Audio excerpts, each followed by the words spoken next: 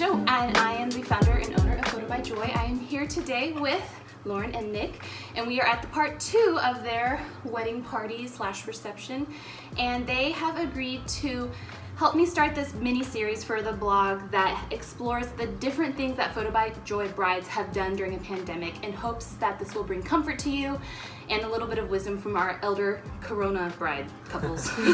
So, what happened with your wedding? What decisions did you make, and what was that like for you? Well, we had an entire wedding planned with about 300 guests at a private property on our parents' property, and then COVID hit. We were almost done planning everything, and COVID hit, and it pretty much seemed that we had to change plans. So it was a process of trying to decide, should we move it, should we cancel it, should we make it smaller?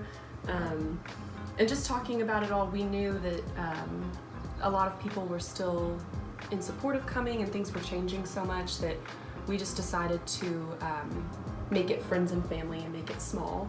Part of that is also because friends and family was about 50 people total, so that's a small wedding, and that worked with the Austin rules for COVID. So yeah, it was an interesting process because it changed by the week on how many people were coming and who from out of town were allowed to come, and then who from out of town decided to come last minute. So we definitely had to be flexible as far as who was coming and how many guests we had. But luckily it was an outdoor wedding, so we were able to abide by all the rules and stuff, and we had hand sanitizer out, all those things. Yeah, masks, monograms, masks. Yeah. So what was it like going through that emotionally as a couple together, and was there like a truth or something you kept coming back to when things got stressful? Yeah, we definitely, every time we got stressed, we would just look at each other in the eyes and say, take a deep breath. We would actually take a deep breath and then tell each other that it was all gonna be okay. And in the end, like, driving away from that wedding that night, we thought it couldn't have gone better. Corona or not, like, we had totally forgot that the coronavirus was even a thing during our wedding, because it was just the most perfect night, no matter what. So it's surprising too how things end up working out, that the people that aren't able to be there, how much effort they are putting into, like, we put our wedding online, and so people tuning into that and reaching out, and it made it a lot more intimate for the people that were there. And along the way, like, I have friends tell me that at the end of the day, you're marrying your best friend, and so you just have to remember that, because there's lots of filler friends that we invite to weddings that we invite them because they're high school and college friends, but they're not significant in our life, and we were able to have our wedding with the people that were the most important to us, minus a few family members, and ultimately, like, we got to feel that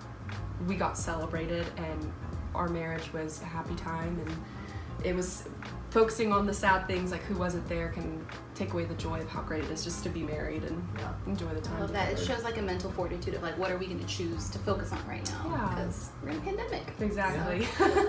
Which part of the wedding day came away with your favorite pictures? Ooh. Pictures. Like a photo op that we did? I think probably all of the close-ups we did under the veil. That was really fun. Beautiful.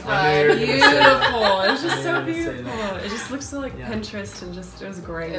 They looked so good. My favorite one was when you captured us walking away, and then all of our bridal party cheering, because they're your people. They're amazing. So that was my favorite shot. I love that. So in closing, what advice would you give to a couple who's planning their wedding right now and all the uncertainty of the world?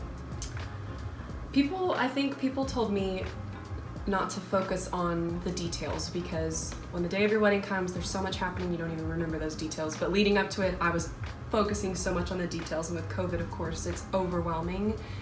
I think just remembering that you've met someone that is going to love you for the rest of your life, and you're special in that way. Like, there's a lot of people that don't have that. And as much as it's nice to have a wedding and be celebrated and feel like everyone's there, you've met the love of your life that's going to support you and like carry you through the hard times of life. And just remembering that is alone is something worth celebrating, and can bring you just so much joy through the hard times too.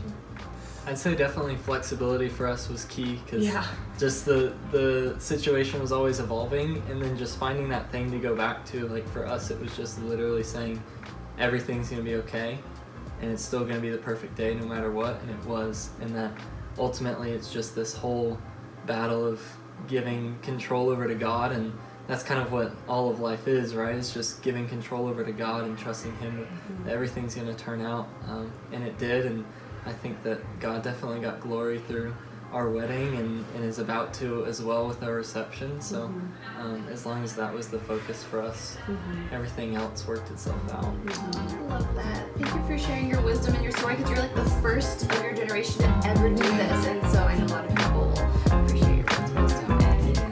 Thank you. Scatter joy.